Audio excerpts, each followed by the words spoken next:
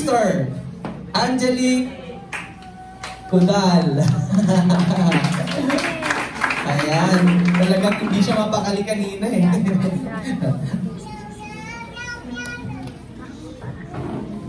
Amen! Yan! Magandang gabi po sa bawat isa. Pwede ba nating batiin muli ang bawat isa or ang katabi natin ng Happy New Year!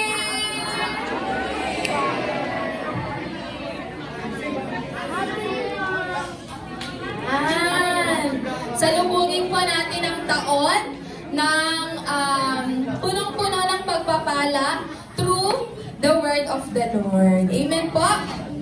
Amen. Okay. So, before we start po, tayong lahat ay manalangin. Let's pray. Hallelujah, hallelujah. Heavenly Father, we thank you for this wonderful night that you have given to us, Panginoon. Maraming salamat po, O Diyos, sa aming pakikinig ng iyong salita. We thank you, Father God, that let your wisdom be upon each one of us. We thank you that whatever word that you have prepared for us this night, thank you, Panginoon, that these words will continue to manifest in our lives. These words, Father God, will be we will remember this, Panginoon, and we will live by it, Father God. We thank you, O God, Panginoon, na ikaw lamang po, Father God. Let your word be spoken, and it is only you, Panginoon, that we glorify. It is only you, Father God, itinataas namin sa gabi nito, Panginoon. Maraming salamat, O Diyos. Use me as your mouthpiece, and thank you, Father God, that your word, Father God, will be spoken to us this night, Panginoon. This we pray in Jesus' mighty name. Amen. Amen. Ayan. So, ang word po natin ngayon, ang miracle po na pag-uusapan natin is, nasa ano po? Ay, wait lang.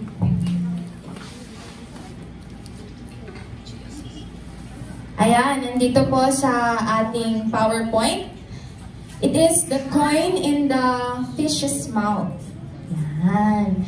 So, sino po sa inyo ang nakakita na ng isda na merong pera sa loob ng bibig niya? Meron na po ba? Meron na? Kasi kung meron man, di ba, edi lahat na tayo nanghuli na ng isda para magkaroon tayo ng pera. Tama po? Okay, so, wala pa. So, this one is counted as a miracle of God. Kasi, hindi siya ordinaryo. So, ang Panginoon lamang ang kayang gumawa nito. Amen po?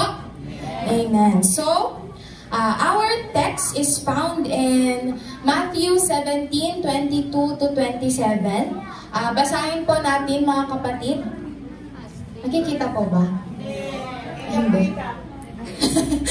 Sige, ako na lang po magbabasa. Ha? Malalaki? Dapat nilakihan.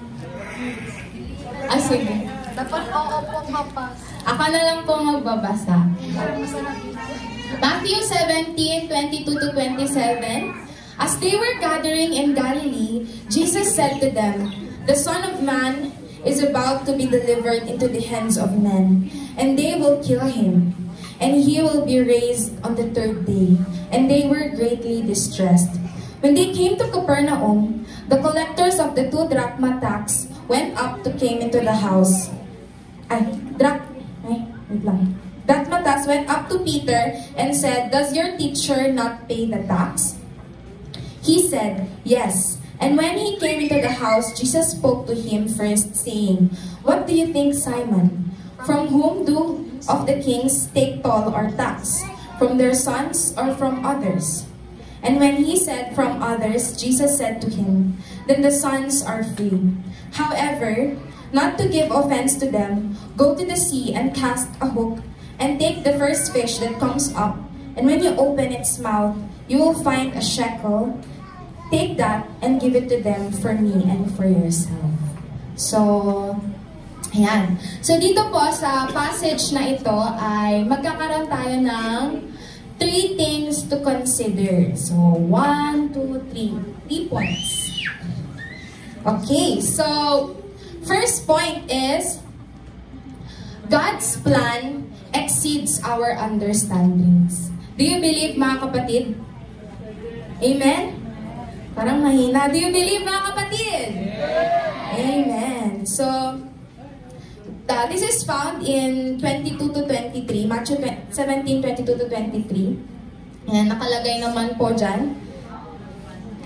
Okay, so, dito sa verse na ito is, na-foresee na ng Panginoon na siya ay mamamatay.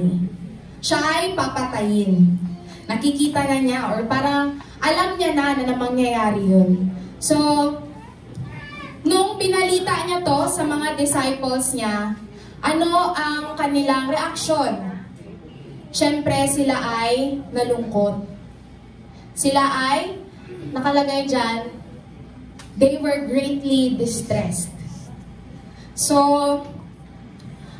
dito po, makikita natin that yung prediction ng Panginoon, makikita natin that Jesus' prediction demonstrate that God's plan frequently includes trials. Amen po? Sa lahat ng plano ng Panginoon, hindi ka magkakaroon ng tagumpay sa buhay mo kung hindi ka dadaan sa pagsubok. Amen? Amen. And lahat tayo, alam ko lahat tayo na pagdadaanan natin yun. Lahat tayo, we have gone through different trials in our lives. And that just means na may plano ang Panginoon sa buhay mo. Amen? Amen. While the disciples mourned, they were unable to fully understand the glory of the resurrection. Sinabi din kasi ng Panginoon na after 3 days, He will rise again. He will be resurrected. Amen? So, sa buhay ng bawat isa sa atin, madalas po kasi, di ba, na kapag dumadaan tayo sa problema, yung tinitingnan lang natin is yung problema. Kapag dumadaan tayo sa problema, dun lang tayo madalas nagdedwell. Aminin man po natin o hindi. Kunwari, eto. For example,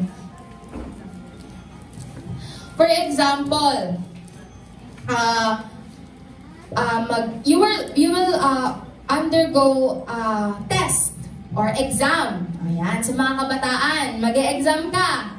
Siyempre, kapag mag-e-exam tayo, di ba, mauuna muna yung stress. Kasi magpre-prepare. Kasi magre-review. Kasi kailangan mong mag-memorize ng table, kailangan mong mag-memorize ng mga topics, ganyan. Mauuna talaga yung sakit sa ulo muna, di ba? Pero, kapag tayo, tumingin tayo sa positive side. After the exam, anong mangyayari? After the exam, anong makukuha ko? Di ba pag naisip natin na, Lord, makaka-perfect ako. Wow! Lord, makaka-perfect ako. Lord, mataas yung makukuha kong grade. Di ba mas mamomotivate ka? Hindi mo na iisipin yung parang, hala, grabe, ang daming ginagawa, ganito, ganyan, nagka-cram, ganyan. Hindi mo na iisipin yun. Kasi kung tumingin ka ng agad sa positive side, kung na-foresee mo na, or parang yung faith mo sa Panginoon ay talagang matatag, malakas, ganyan, is you will just believe on what God can do in your life. Yun yung mas importante sa buhay natin, mga kapatid. Ang plano ng Panginoon at ang kayang gawin ng Panginoon sa buhay mo. Hindi mo kailangang isipin kung ano yung kaya mong gawin para sa sarili mo. Mas isipin natin kung ano yung kayang gawin ng Panginoon sa buhay ng bawat isa sa atin. Amen? Madali para sa bawat isa sa atin na i-declare yung for I know the plans I have for you, declares the Lord. Plans to prosper you and not to harm you. Plans to give you hope and a future. Madali, di ba? Lagi nating sinasabi. Lagi nating dinedeclare. Pero madali po ba siyang panindigan? Madali po ba siyang panindigan, mga kapatid? Na lahat ipagkatiwala mo sa Panginoon? Na kapag wala ka ng pagkain, sabihin mo lang, Lord, ikaw na bahala. Lord, wala na akong pagkain. Wala na akong pera. Madali po ba yun? Hindi, di ba? Hindi siya madali. Hindi madali na gawin natin yun. Pero sinasabi sa atin ng Panginoon na magtiwala lang po tayo sa Kanya. Dahil, ang plano ng Panginoon sa atin is greater than our plans for ourselves. Minsan, yung plano natin sa sarili natin is mataas. Sabihin natin, yung plano natin para sa sarili natin is maganda. Pero hindi natin alam na ang plano ng Panginoon sa buhay ng bawat isa sa atin ay mas maganda. Mas the best. Kaya, sabihin mo sa katabi mo, huwag mong sasarilinin. Ipagkatiwala mo sa Panginoon. Wow, grabe! Grabe ang energy natin, guys. Grabe. New Year na New Year! Woo! Sabi nga mo sa katabi mo, gumising ka! Okay. Hindi dapat tayo seryoso naman kayo masyadong mga kapatid. Grabe. Okay, so meron po tayo dito mga scriptures to support our first point. Yan. Makikita natin dito in Isaiah 14 verse 24. The Lord of hosts has sworn, as I have planned, so shall it be. And as I have purposed, so shall it stand. Amen. And in Proverbs chapter 16 verse 9, the heart of man plans his way, but the Lord establishes his steps. In Ephesians chapter 2 verse 10, for we are his workmanship, created in Christ Jesus for good works, which God prepared beforehand that we should walk in them. Amen. Amen and amen. Ayan, so, dito pa lang is, mapapatunayan na natin na ang plano ng Panginoon sa atin is great. Nandyan mismo. Nasa Bible lahat yan, mga kapatid. Hindi natin kailangan maghanap pa, mag-search pa ng mag-search. Nasa Bible lahat yan. If we really know our Bible, or if we really know the Word of the Lord, ikaw na mismo, kapatid, kayang-kaya mo na yan. Kayang-kaya mo na yan. Hindi. Ikaw na mismo, kapatid, alam mo na kayang-kaya ninyo ng Panginoon yan. Hindi mo, kundi ninyo ng Panginoon. Lagi natin i-include ang Panginoon sa buhay natin. Amen po? Amen. Okay, so, number 2. Yan. Humility and responsibility. It is found in verse 24 to 26. When they came to Capernaum, the collectors of the 2 drachma tax went up to Peter and said, "Does your teacher not pay the tax?" He said, "Yes." And when he came into the house, Jesus spoke to him first, saying, "What do you think, Simon? From whom do the kings of the earth take toll or tax? From their sons or from others?" And when he said, "From others," Jesus said to him, "Then the sons are free." So dito po, Jesus teaches us to fulfill our earthly responsibilities while keeping our heavenly calling in mind by paying the tax.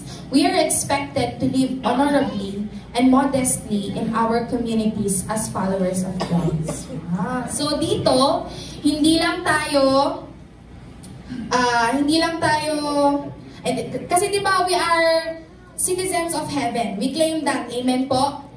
Pero dito sa mundo, meron din tayong mga responsibilities. Yan. Meron din tayong mga dapat gawin. So, i-explain ko lang po muna yung about dito. Kasi sa totoo lang po, nung unang binabasa ko to, hindi ko siya maintindihan. Hindi ko siya mag-gets.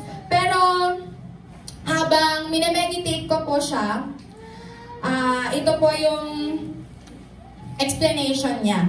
So, yung context ng tax na binanggit po dito is yung 2 drachma tax na required payment for the upkeep of the temple in Jerusalem ay based on Exodus chapter 30 verse 13 to 16. So, ito po ay obligation noong unang panahon. Obligation for Jewish males over 20 years old. So, dapat lahat ng mga Jewish na lalaki ay magbigay ng taxes nila. So sila ay responsibility nila yun or obligasyon nila yun. So, bakit kaya tinatanong ng mga tax collectors si Peter kung nagbibigay ba si Jesus ng kanyang tax? Bakit kaya? Siyempre ako po muna yung sasagot. Dahil tinetest nila si Jesus. Kung ito bang tinatawag nilang guro or rabbi ay sumusunod sa patakaran, sumusunod sa rules nung time na yon. So, makikita natin na nung kinausap na ni Jesus si Peter, tinanong niya, ay gumamit siya ng metaphor. Metaphor po to, yung, saan yan? Yung, from whom do the kings take toll or tax? From their sons or from others? Yun, metaphor siya. Kasi, di ba, yung mga kings noon, yung mga anak nila, hindi na kailangan magbigay ng tax. So, ang ibig sabihin ng Panginoon, since He is the Son of God or Son of the King, Almighty Father, hindi na siya dapat magbigay ng tax. Yun ang ibig niya pong sabihin dito sa verse na ito. So, dapat exempted na siya. Kasi ang tatay niya ay king. Pero, makikita po natin na sa verse 27, wala po dyan, mamaya pa. Sa verse 27, kahit na alam ng Panginoon na exempted na siya, or kahit alam ng Panginoon na hindi niya naman kailangan mag-pay ng tax niya, still, nagbigay pa rin siya. So, ito po nag-explain siya ng principle na kahit na we are free, it is sometimes wise to act in consideration of others' expectation for the sake of peace and harmony. So sa buhay ng bawat isa sa atin, madalas po kasi kapag alam natin na nasa tama tayo, pinagpipilitan natin. Tama po? Tama, di ba? Kasi nasa tama ako eh. Bakit hindi ko ipagtatanggol yung sarili ko eh, nasa tama ako. Madalas ganun yung pag-iisip or mindset ng isang tao. Hindi po natin yun maitatanggi. Tama po? Kunwari, ikaw, nakapila ka sa kantin. Pupunta ka, bibili ka ng pagkain o nakapila ka sa grocery. Tapos, merong sumingit sa'yo. Anong gagawin mo? Yung sumingit senior? Hindi. Para pag hindi po siya senior, siningitan ka lang niya bigla. Siyempre, nasa buntis. O, hindi siya buntis. So, parang hindi siya...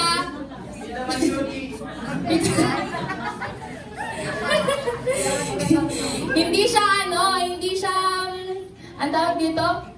Hindi siya priority. Pero siningitan ka niya. Siyempre, kung ikaw, magagalit ka. Bakit ako sisingitan nito? Hindi naman siya... Nauna ako sa pila, kanina pa ako nag-aantay. Diba? Kasi alam natin na tayo yung nauna, kaya pwede natin gawin na paalisin yun or parang kausapin or magalit. Kung may anger issues ka, magagalit ka talaga. Lalo na pag mahaba yung pila, diba? Pero, sabi sa atin ng Panginoon, huwag tayong magagalit. Hindi.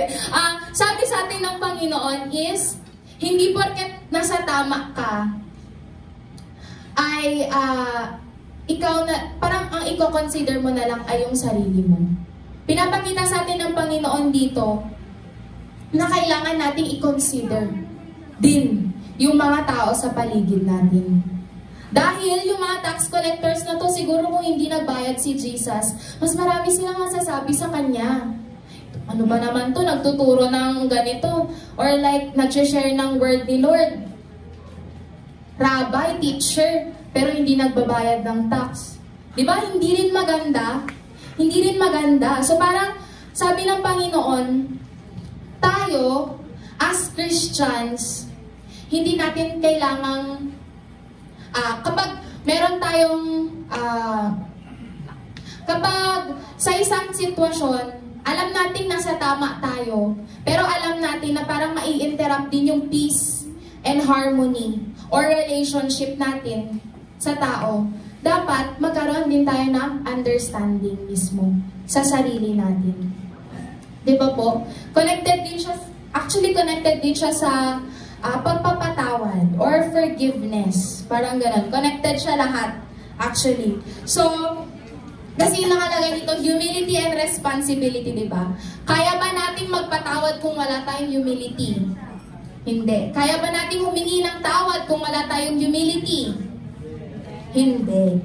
So tayong lahat, we are all encouraged to balance our freedoms with sensitivity to others. Hindi porket may freedom ka to speak, hindi porket may freedom ka to decide for yourself, ay babaliwalain mo na din yung tao sa paligid mo. Dapat maging considerate tayo sa lahat ng taong nakapaligid sa atin para maiwasan natin ang kahit anumang unnecessary conflicts. Amen po! Amen po! Amen! Okay. Yan, lapit na po tayo matapos. Number 3. Yan. Ito yung gustong-gusto ng bawat isa. Amen!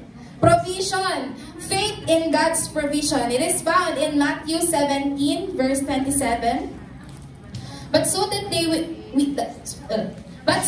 we may not cause offense, go to the lake and throw out your line. Take your first fish you catch, open its mouth, and you will find a 4-drachma coin. Take it and give it to them for my tax and yours. So, dito na po natin makikita yung pinaka-center ng ating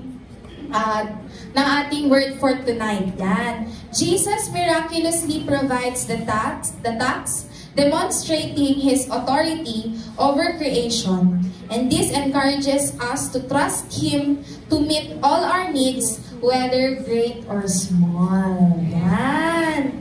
So, makikita natin dito how powerful our God is. Amen?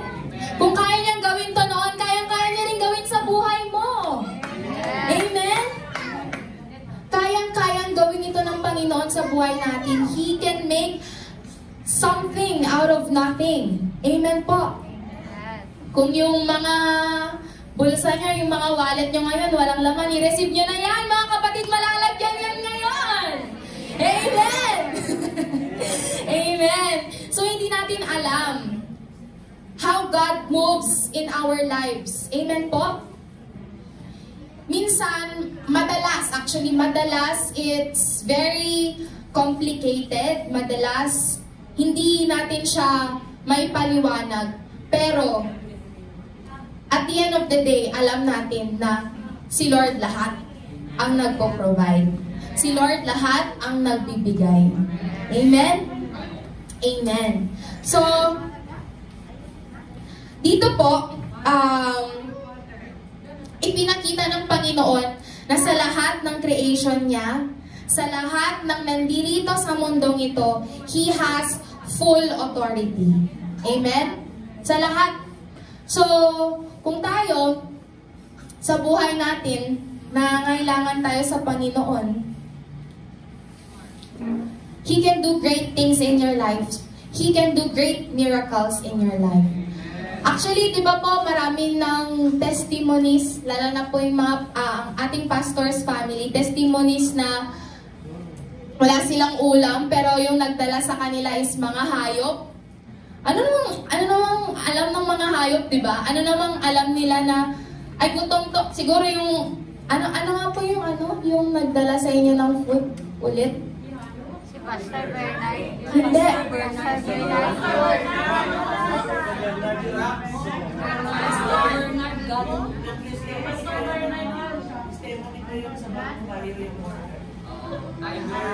Tiger? Ay, si Pastor Bernard pala yun. Okay. Sorry. Pusa.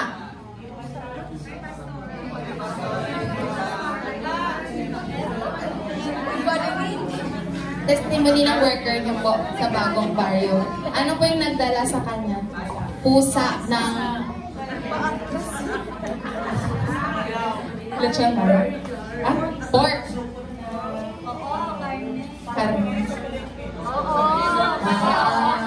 Oo. Mali yung sinasabi ko, pasensya na po. So, yun yung testimony daw ng worker ni Pastora sa bagong baryo noon.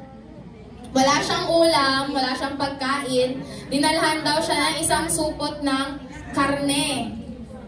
Ng pusa. Ay, hindi karne ng pusa. Yung pusa,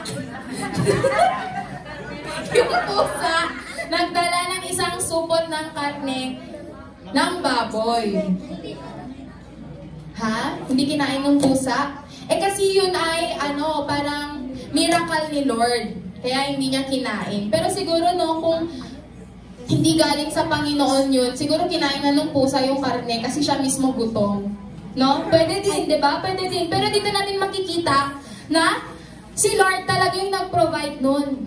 Kasi hindi dinala ng pusa sa ibang bahay, kundi sa bahay nung taong yun. Kasi alam ng Panginoon na nangangailangan siya. Amen? Amen. Okay. So, to support that po, we have here our verses. Matthew 6:31 to 33. So, don't worry about these things, saying, what will we eat?